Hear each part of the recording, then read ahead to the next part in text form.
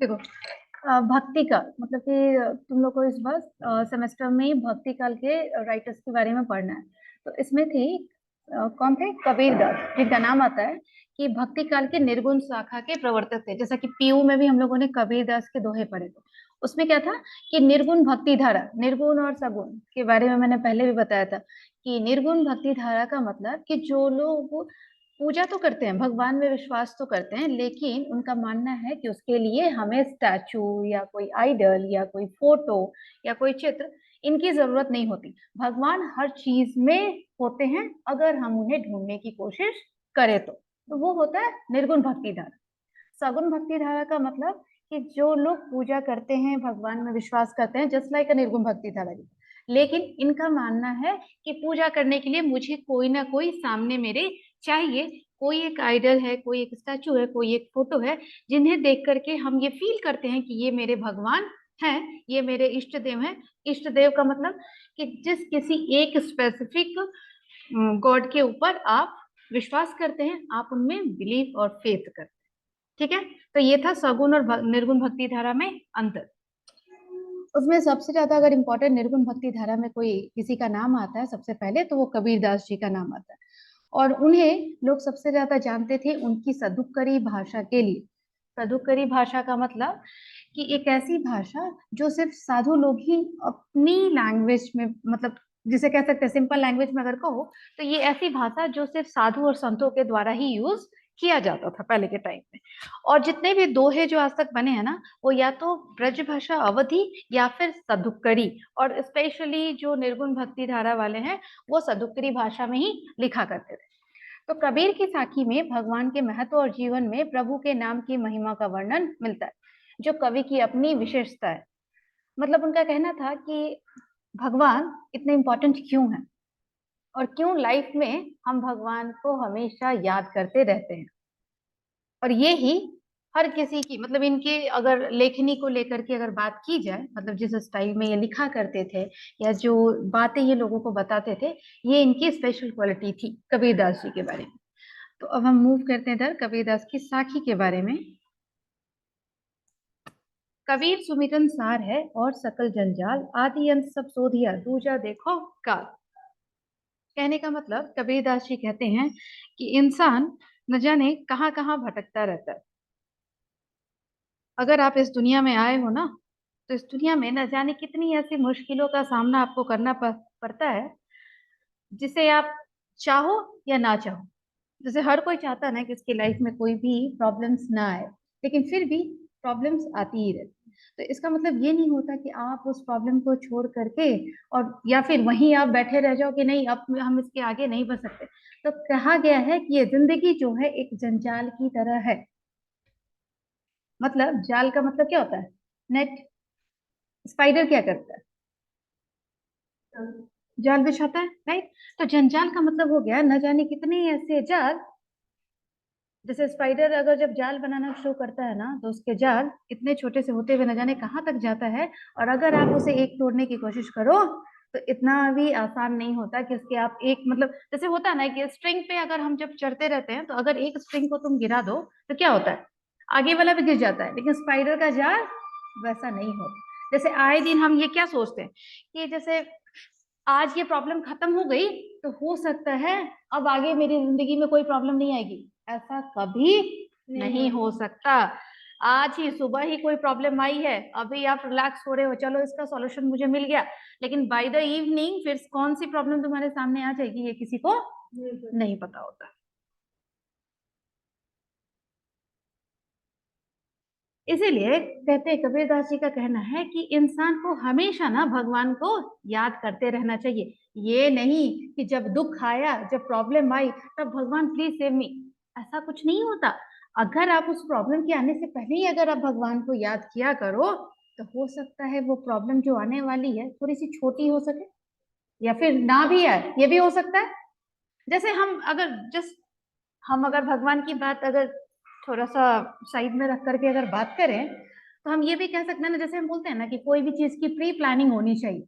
अगर हम pre plan करके कोई काम करते हैं तो प्रॉब्लम थोड़ी सी कम आती है, राइट।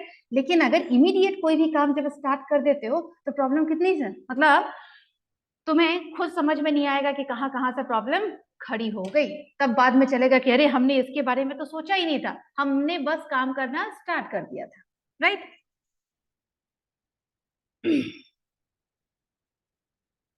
और अगर ये बोलते हैं, कबीरदास जी का कहना था कि अगर हमने अपनी जिंदगी में अगर प्रभु का स्मरण करते हुए ही हम अपनी अगर जिंदगी बढ़ाते रहे ना, तो शायद वैसा अंत कभी नहीं आएगा जो एक अंत विनाश की ओर ले जाता है। विनाश का मतलब क्या होता है? पूरा, हाँ, डिस्ट्रॉय, पूरा कंप्लीटली खत्म हो जाना। तो वैसा दिन कभी नहीं आएगा अगर हम भगवान की शरण में रहते हुए उन्हें याद करते हुए आगे बढ़ते रहे तो। समंदर लागी आगी, नदिया जली कोयला भई, देखी कबीरा जागी, मंची रूषा चढ़ी गई। कहते हैं कि समंदर में, सोचो कि समंदर में आग लग गई, ठीक है, और अब सोचो कि जब समंदर में आग लग जाएगी तो नदियां भी जल उठेंगी ना। हम अगर बात करें तो एक छोटे से कुएं से शुरू होती है, नदी होती है, तालाब होता है, नदी होता है, समुंदर होता है, राइट। लेकिन जब समुंदर में ही, अगर यहाँ पे एग्जांपल लेते हैं, जैसे तुम्हारे सर में है, सर में ही कुछ हो जाए तो तुम्हारी पूरी बॉडी बचेगी? हम लोग हमेशा, जैसे एक छोटा सा एग्जांपल लेते हैं कि हम लोग हमेशा बोलते हैं ना, कहीं भी चोट लगे, सर में चोट नहीं लगना चाहिए, राइट, क्योंकि हमें पता है कि सर में चोट लगी तो शायद कुछ भी हो सकता है, बहुत बड़ा डेंजर हो सकता है। तो इसीलिए कहने का मतलब, अब अगर हम कहते कि कुएं में आग लगने से समंदर जल जाए, ऐसा नहीं हो सकता, लेकिन समंदर में आग जल जाए, आग लग जाए, तो नदी भी जल के कोयला बन सकती है। कहने का मतलब समंदर से ज्यादा पानी तो कहीं नहीं है ना। लेकिन जब अगर वैसा सीन हो ही जाएगा कि समंदर में भी आग लग जाए, तो नदी कैसे बची रह सकती है? मान लिया तुम्हारी बॉडी में कहीं भी जैसे उंगली कट गई, तो क्या तुम्हें दर्द सिर्फ उंगली में ही होता है कि तुम्हारी पूरी बॉडी परेशान होती है? हाँ, दर्द हो रहा है, दर्द हो रहा है, इज इट? जैसे हम एक वो कबीरदास जी का एक और दोहा है ना, एक साधे सब सधे। मतलब कि हम जैसे खाना खाते हैं तो खाना कहाँ से खाते हैं? अपने मुंह से खाते हैं, लेकिन हमारी पूरी बॉडी को एनर्जी मिलती है, राइट। तो काम ऐसा करना चाहिए जिससे क्या हो, हर किसी को फायदा हो, ये ना कि सिर्फ एक पर्टिकुलर जगह पे। तो इसी तरह जब समंदर में आग लग गई तो नदी भी बच नहीं सकती है। तभी कबीरदास जी कहते हैं कि देखी कबीरा जागी, मंची रूषा चढ़ी गई। और जब अगर नदी जब जलकर कोयला हो जाएगी तो सोचो, नदी में रहने वाले, क्या नदी में क्या रहती है? मछलियां। तो क्या होगा, मछलियां वहां से भाग भाग के पेड़ों पर चढ़ने की कोशिश करेंगी, लेकिन अंत क्या होगा उसका? उसका भी अंत हो जाएगा, क्योंकि मछली जैसे ही पानी से निकलेगी, पेड़ पर चढ़ भी गई तो कोई फायदा नहीं, मर जाएगी। कहानी है ना वो पोयम जो बचपन से हम लोग पढ़ते आ रहे हैं, मछली जल की रानी है, जीवन उसका पानी है, हाथ लगाओ डर जाएगी, बाहर निकालो मर जाएगी। तो कहने का मतलब कि हर एक चीज कहीं ना कहीं किसी दूसरे से कनेक्टेड होती है, कोई भी चीज बिना मीनिंग के नहीं होती। यह ऐसा संसार है जैसा सैमल फूल, दिन दस के व्यवहार को झूठे रंगीना भूल। देखो, कबीरदास जी कहते हैं ना कि ये जिंदगी सेमर के उस फूल की तरह है जो देखने में काफी अट्रैक्टिव लगती है, लेकिन उसका वैल्यू कुछ भी नहीं। सेमर का फूल का मतलब समझ में आया? कपास, कपास के बारे में सुना है कभी? हम्म, जिससे कॉटन बनता है। तो वो जो पेड़ होता है, वो फूल बड़े ही रेडिश और येलो, मतलब थोड़े से ऑरेंज काइंड ऑफ होते हैं, जैसे तुम्हारे वो तुम लोगों के यूनिफॉर्म पे जो लोगो है ना, ऑरेंज काइंड, लेकिन लिटिल मोर रेडनेश, ठीक है, इनटू दैट। तो जस्ट लाइक दैट, ठीक है। तो वो फूल खिलता है तो इतना खूबसूरत लगता है कि मतलब क्या बोले, बड़ा ही खूबसूरत सा लगता है। लेकिन उसकी कोई वैल्यू नहीं है। ना उसे तोड़ के भगवान पे हम चढ़ा सकते हैं, ना ही कुछ और कर सकते हैं, बल्कि जब वो पेड़ से गिरेगा तभी उसके नीचे से वो फल लगता है और जिसमें से कपास निकलता है। ठीक है, तो जिंदगी उसी सेमर के फूल की तरह है जो दिखने में बड़ी ही अच्छी लगती है, लेकिन जिंदगी में न जाने कितने सारी ऐसी चीजें होती हैं जो अनएक्सपेक्टेड होती हैं। लेकिन फिर भी इंसान इस छोटी सी जिंदगी में न जाने कितने शो ऑफ लोगों से करता है, बड़ा बनता है, छोटा बनता है, लेकिन इंसान को कभी भी अपनी आइडेंटिटी, अपने लेवल को कभी भूलना नहीं चाहिए कि आप कहाँ से आए हो, आपका बैकग्राउंड क्या है। अपनी उस चीज को हमेशा याद रखो। आज के डेट में हर कोई लग्जरी लाइफस्टाइल, ये वो, लोगों को दिखाने के चक्कर में, शो ऑफ के मारे कोई ये पहन रहा है, कोई वो पहन रहा है, कोई वो दिखा रहा है, बड़ी बड़ी गाड़ी ले रहा है कि मैं ऐसा हूं। लेकिन आप जैसे हो वैसे ही बन के रहो ना। कोई जरूरत नहीं है 2 दिन के दिखावे की। जैसे बोलते हैं ना कि 4 दिन की चांदनी फिर अंधेरी रात, तो वैसा बनने की जरूरत नहीं करो। कबीरा माला काठ की कही समझावे तो ही, मन न फिरावे आप ना कहा फिरावे मोही। कबीरदास जी कहते हैं कि सिर्फ, हम लोगों ने सेकंड पीयू में पढ़ा था ना, पोथी जग जग पढ़मुआ पंडित भयानक होए, और या फिर वो भी पढ़ा था कि जब छापा माला तिलक, कि सिर्फ तिलक लगा लेने से, हाथ में माला घुमाने से कोई पंडित नहीं बन सकता। इसी तरह कबीरदास जी कहते हैं कि सिर्फ हाथ में वो लकड़ियों की और काठों की माला लेकर के उसे हमसे बोले कि तू क्यों मुझसे घुमा रहा है, तो नहीं मैं भगवान को याद कर रहा हूँ। अरे भाई, सिर्फ माला ऐसे छूने से भगवान नहीं मिलते। अपने मन को भगवान के लायक बनाओ, मन में याद करो। ये नहीं कि दुनिया को दिखाने के लिए हमने माला ले लिया और कह रहे हैं कि हम बहुत बड़े साधु सन्यासी हैं। ऐसा करने की जरूरत नहीं होती। भगवान, आपका मन सच्चा है तो भगवान आपको कहीं भी कभी भी मिल सकते हैं। स्वार्थ को सब कोई सखा, जग सगला सगला ही जानी, बिन स्वार्थ आदर करे, सो हरि की प्रीति पिछानी। देखो, ये ना आज के टाइम का, आज के जनरेशन का सबसे बड़ा एग्जाम्पल है कि लोग अपने काम के लिए ना किसी को भी यूज कर लेते हैं और काम खत्म होते ही टाटा बाय बाय। मतलब आपसे अगर कोई मतलब है तो आप उसके सबसे अच्छे फ्रेंड हो जाओगे। जैसे ही काम खत्म हो जाएगा लोग बोलेंगे हाँ, हु आर यू, थोड़ा टाइम के बाद। फिर जब आपको उससे काम है ना, तो फिर वो आपका इतना बड़ा हितैषी, इतना बड़ा फ्रेंड बनेगा, उस वक्त लगेगा कि उससे बड़ा कोई वेल विशर और हो ही नहीं सकता कोई। इतना बड़ा वेल विशर बन जाएगा। लेकिन इंसान तो वही अच्छा है ना जो बिना किसी मतलब के भी आपकी रिस्पेक्ट करे, आपको समझे, आप पर विश्वास करे। ये नहीं कि आज काम है तो आज आप बड़े अच्छे हो गए। आप आज मैंने बोला डिम्पल तो बड़ी अच्छी है, राइट, लेकिन नेक्स्ट क्लास में हटो, कौन हो तुम, मैं पहचानती भी नहीं। तो इसे हम बोलते हैं स्वार्थी होना। बिना स्वार्थ के, बिना किसी मतलब के किसी को कोई यूज नहीं करता, ना ही कोई किसी से संबंध रखना चाहता है। आजकल लोग बिना मतलब के रिश्ते भी नहीं बनाते। जब तक मतलब है तभी तक रिश्ता है। मतलब यस,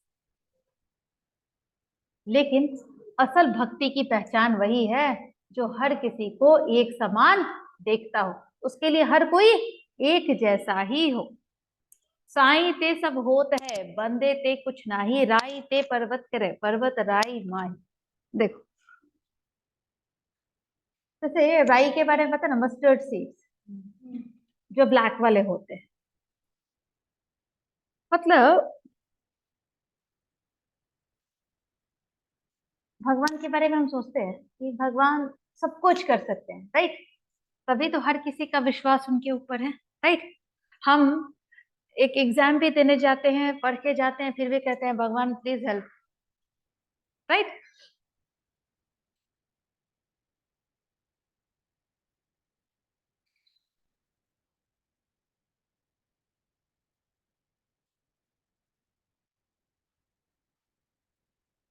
अगर हम जैसे यहाँ पे एग्जांपल दे रहा है राई के बारे में, मस्टर्ड से, तो अगर हम चाहे तो उस राई को भी बहुत बड़ा बना सकते हैं उसके गुणों की बदौलत।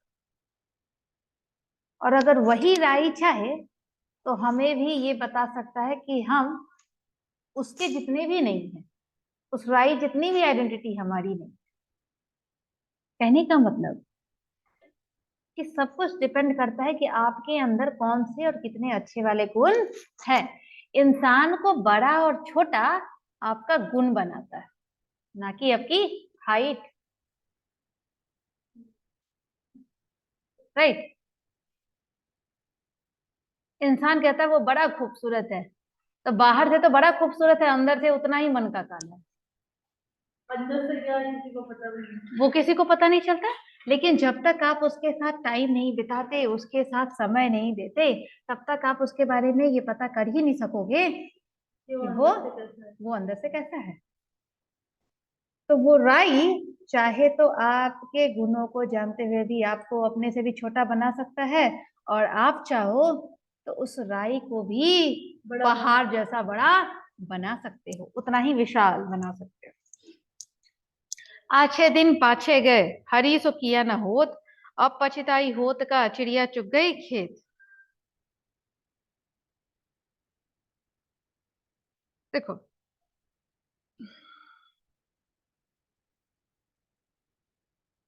जिस तरह अभी मैं बोल रही थी ना कि जैसे इंसान क्या है कि इंसान का जब अच्छा समय चल रहा होता है ना, तो इंसान पूरे मौज मस्ती के मूड में होता है। भगवान को अच्छा ठीक है भगवान चलते हैं अभी, लेकिन जैसे ही कुछ उसके साथ कुछ बुरा हो जाएगा या वो परेशानी में होगा, उसी वक्त भगवान भगवान भगवान करना शुरू। लेकिन हम ये इंसान एक बार भी ये नहीं सोचते कि जब हम खुश थे, सुखी में थे, तो हमने एक बार भी भगवान का नाम नहीं लिया, राइट। अगर हमने उसी वक्त भगवान का नाम लिया होता तो आज शायद इतनी सारी परेशानियां हमारी जिंदगी में नहीं आई होती। लेकिन प्रॉब्लम क्या होता है कि अब पछताई होत का चिड़िया चुग गई खेत। मतलब कि जब समय निकल जाता है, जब तक हमारे ऊपर इतना, हमारे सर के ऊपर से भी ऊपर अगर जब तक प्रॉब्लम नहीं आ जाती, तब तक हम उस चीज को क्या इम्पोर्टेंस नहीं देते। और अगर अब जब टाइम चला गया तो रिग्रेट करने से भी कोई फायदा नहीं है, क्योंकि सम रिग्रेट भी तभी तक यूजफुल होता है जब तक समय होता है आपके पास। जब समय रहा ही नहीं तो पछता करके क्या फायदा। सोचो कि कल तुम्हारा एग्जाम था और आज तुम्हें पता चले कि कल एग्जाम था, तुमने एग्जाम दिया नहीं। अभी तुम चिल्ला के रो के कुछ भी करके कुछ होने वाला है?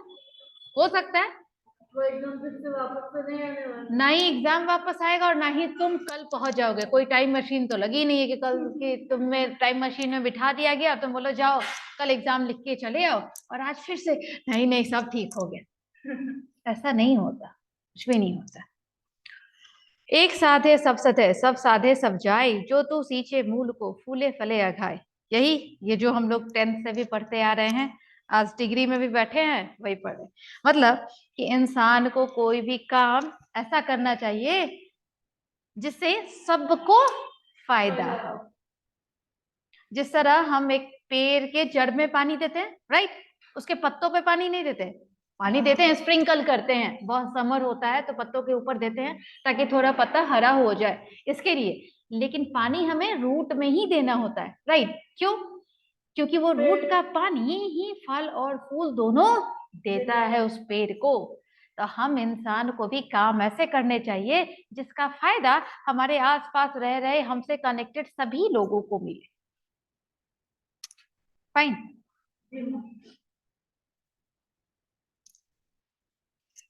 करो बहिया बल आपनी, छाड़ी पराई आस, जाके आंगन है नदी, सोकत मरत पियास। देखो, कबीरदास जी का कहना था कि ईश्वर हर जगह है, चाहे कहीं भी आप चले जाओ हर जगह आपको ईश्वर मिलेंगे। लेकिन हम इंसान ना, जैसे होता है ना कि तुम लोग जैसे सोचते हो ना कि ठीक है लीशा नोट्स लिख लेगी, देन वी विल कॉपी। तुम सबकी प्रॉब्लम है, राइट। लेकिन इंसान कभी ये नहीं सोचता कि अगर हो सकता है कि कभी तुम लिखो कि लीशा भी कभी लिखे। तो इंसान हमेशा दूसरों के ऊपर ना काफी डिपेंड रहना सीख लिया है आज के टाइम में। क्या लगता है, अरे छोड़ो, वो क्लास में सबसे अच्छा ना, वो कर लेगा ना, उसकी नोटबुक लेके हम कर लेंगे। ऐसा नहीं है। आप जो इतना उसके ऊपर डिपेंड हो, कम से कम कभी तो सोचो कि तुम्हें भी कुछ करना चाहिए। अपने ऊपर खुद कॉन्फिडेंस लाओ कि तुम भी कर सकते हो। और क्यों नहीं कर सकते, कोई भी चीज इम्पॉसिबल नहीं होती है। लेकिन हम हमेशा, ये दुनिया ही ऐसी है, हर कोई एक दूसरे पर डिपेंड रहना चाहता है। जिस तरह मतलब जैसे हम बात बोलते हैं ना कि जैसे हम सोचते हैं क्या कि जिसके घर में या फिर सोचो जिसके आंगन में नदी बहती हो, जस्ट टेक एग्जांपल, या फिर जिसके आंगन में कुआं हो, वो क्यों प्यासा रहे? वो प्यासा रह भी नहीं सकता। लेकिन ये बताओ, क्या प्यासा खुद तुम्हें, सॉरी, कुआं खुद तुम्हें पानी देने आएगा? या तुम्हें खुद एटलीस्ट तुम्हें चल के तो वहां जाना है, पानी लेनी है, राइट? पानी लोगे तभी पानी पी पाओगे। तो जब तक आप ये काम नहीं करोगे तब तक आपकी प्यास नहीं बुझाती, चाहे आपके आंगन में नदी हो या कुआं हो, चाहे कितनी भी सारी चीजें हो। लेकिन जो चीज तुम्हें करनी है वो तुम्हें करनी ही पड़ेगी। सब कुछ तुम्हें दे दिया जाता है, लेकिन एग्जाम फाइनली लिखना किसे है? तुम्हें ही लिखना है, और कोई नहीं लिखेगा।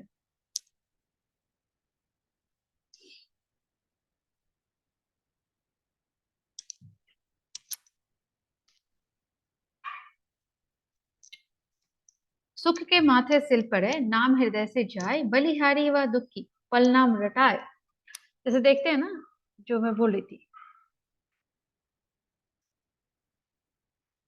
इंसान जब दुख में होता है तो क्या करता है?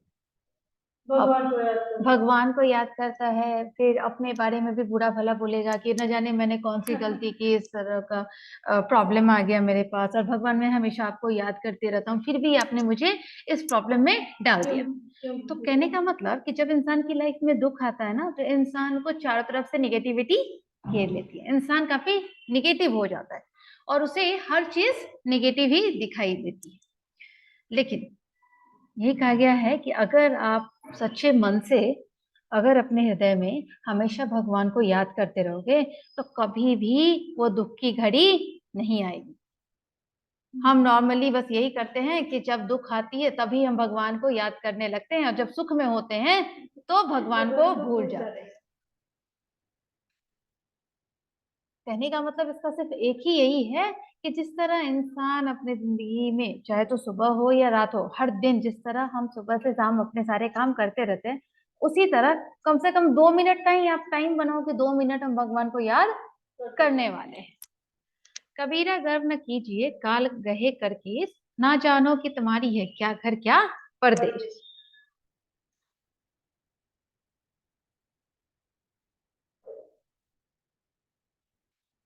देखो, कबीरदास जी का कहना था कि हम इंसान जिंदगी में ना, मतलब जैसे हर एक छोटी छोटी बात पर, अगर आपने बहुत कुछ अच्छा कर लिया तो आपको हर वक्त ना, आप बहुत ही प्राउड फील करने लगोगे कि नहीं, मैंने बहुत अच्छा काम किया है। लेकिन वो चीज इंसान को किसी दूसरे से, जस्ट लाइक अ प्रेज के तौर पे दूसरे से जब मिलती है ना, उस बात को आपको एक्सेप्ट करना चाहिए, ना कि खुद ही। अगर आप खुद ही प्राउड फील करते हो तो वही चीज क्या घमंड कहलाती है, अभिमान हो जाती है। इंसान जब तक इस गर्व वाली भावना में जब तक डूबा होता है ना, इंसान को घमंड आ घेर लेती है, अभिमान हो जाता है, और वो इंसान, उसका क्या होता है, कभी वो आगे बढ़ पाता है? बोलो।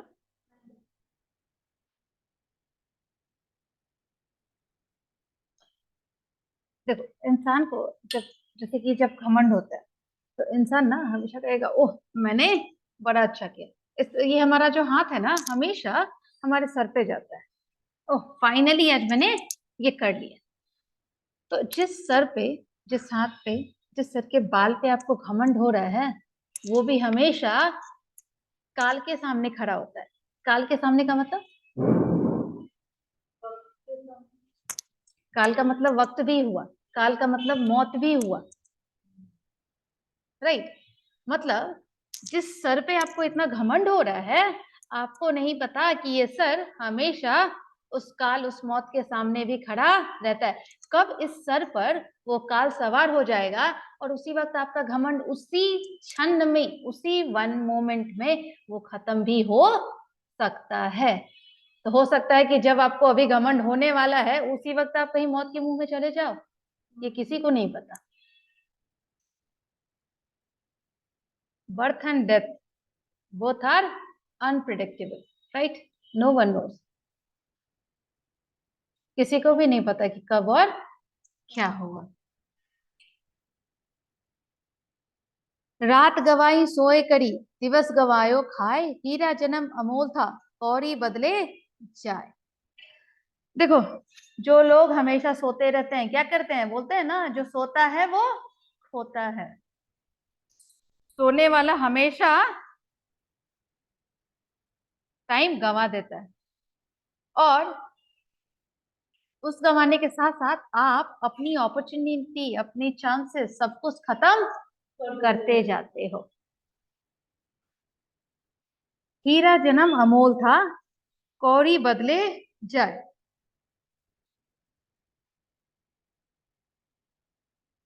देखो, कहने का मतलब ना, लाइक कि जब आपको जन्म मिलता है, आपको लगता है कि ये जीवन अमूल्य है, राइट? हीरे के समान है, क्योंकि हीरा काफी अमूल्य है, राइट?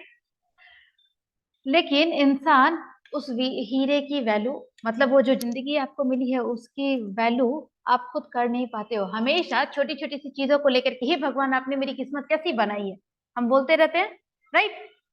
लेकिन कभी हम ये देखने की कोशिश नहीं करती कि हमसे नीचे भी बहुत सारे लोग हैं, जाके देखो कि उनकी हालत कैसी है। हम अभी भी अपनी बहुत अच्छी स्थिति में हैं। हम हमेशा अपनी किस्मत को लेकर कोसते रहते हैं, लेकिन जब दूसरों को देखोगे ना, तो उस वक्त लगेगा कि हम बहुत अच्छी जगह पर हैं।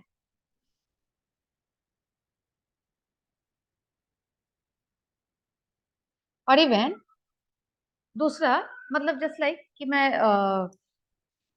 समराइज यही कर सकती हूँ कि जो अपनी इस पूरी जिंदगी में ईश्वर का भजन अगर 2 मिनट भी नहीं करते, तो वो अपनी जिंदगी को कौड़ी के समान समझकर चल रहे हैं। कौड़ी के समझ का मतलब, कौड़ी देखा ना, जो शी सेल्स की तरह ही होते हैं, लेकिन वो जो कौड़ी होती है ना, वो काफी स्मूथ और लाइक काफी स्मूथ होता है। मतलब सी सेल्स होते हैं कि रफ होते हैं, कौड़ी इज लाइक थोड़े से स्टोन काइंड ऑफ होते हैं, जैसे कैसे सेरेमिक चीजें होती हैं, ceramic pots, just like that. तो कौड़ी, हम उसका एग्जाम्पल ही हम लोग इसी के लिए देते हैं जिसका कोई वैल्यू नहीं होता है। सी सेल्स है, उसकी वैल्यू होती है, लेकिन उस कौड़ी की वैल्यू नहीं होती। नॉट इवन लाइक अ, जो समझ लो कि शून्य, मतलब कि जीरो की तरह। आज कहे कल भजूंगा, काल कहे फिर काल, आज काल के करती औसर जासी चाल। मतलब हम हमेशा अभी वाला काम कल, नेक्स्ट करके टालते रहते हैं। कल करेंगे, परसों करेंगे।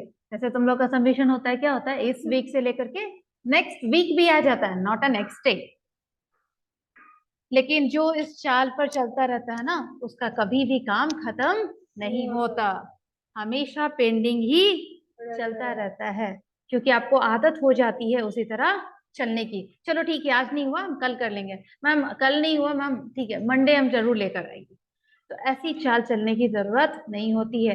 ऐसी चाल चलने वालों को कभी भी लाइफ में सक्सेस नहीं मिलती।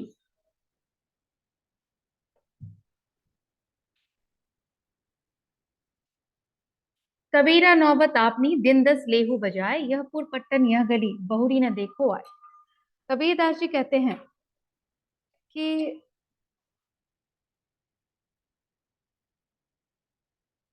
जैसे हम ना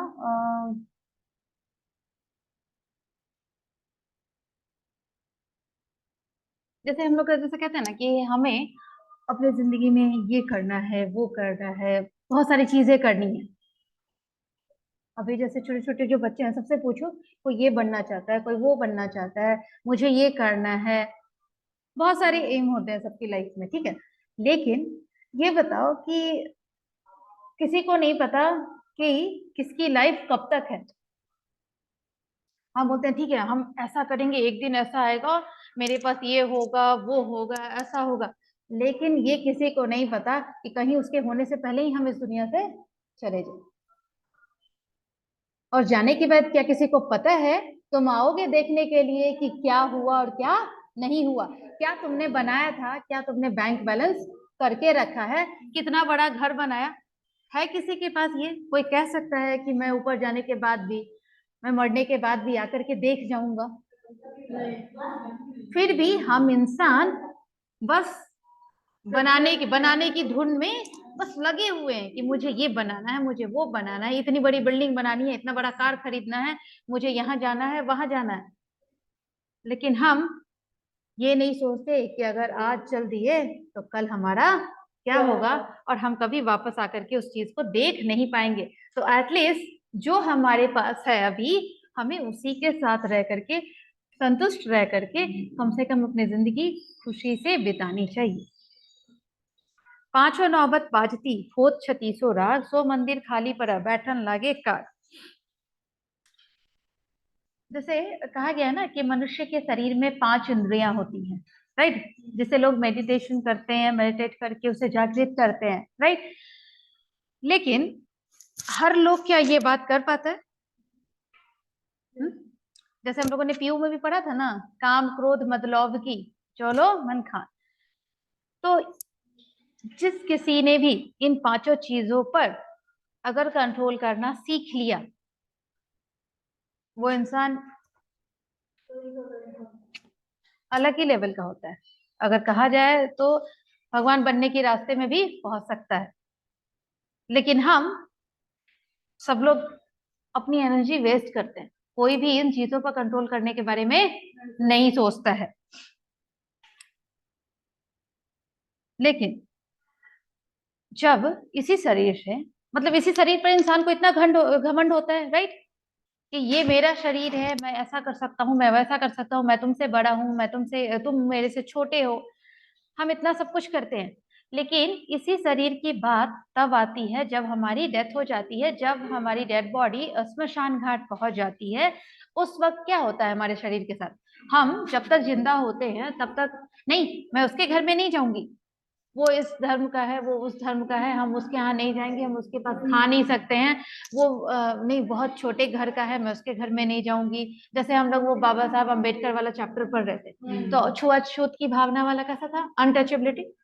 लोग उन्हें पानी भी नहीं पीने देते थे। लेकिन जब हमारी डेथ हो जाती है, जब इस शरीर से हमारे प्राण निकल जाते हैं, उस वक्त हमारी डेड बॉडी के साथ क्या होता है, क्या हमें पता है? कोई बता सकता है क्या होता है? जब वो श्मशान घाट पर वो डेड बॉडी जाती है, उसी शरीर पर कौवे काग कुत्ते कोई भी आके बैठता है, कोई भी नोच के ले जाता है। तो उस वक्त क्या हमें घमंड नहीं होना चाहिए? उस वक्त हम कुछ करने लायक होते ही नहीं है। तो समझने की बात है कि जब उस वक्त उसी शरीर की कोई वैल्यू जब नहीं रह गई, तो हम जीते जी अपने उस शरीर पर क्यों इतना घमंड करें? यही बात, यही सारी चीजें हम जीते जी भी अपने से दूर कर सकते हैं। जिन बातों की घमंड हमें है, इन सारी चीजों का त्याग हमारे जीते जी हो जाना चाहिए, मरने के बाद में, राइट? डन। Any doubt?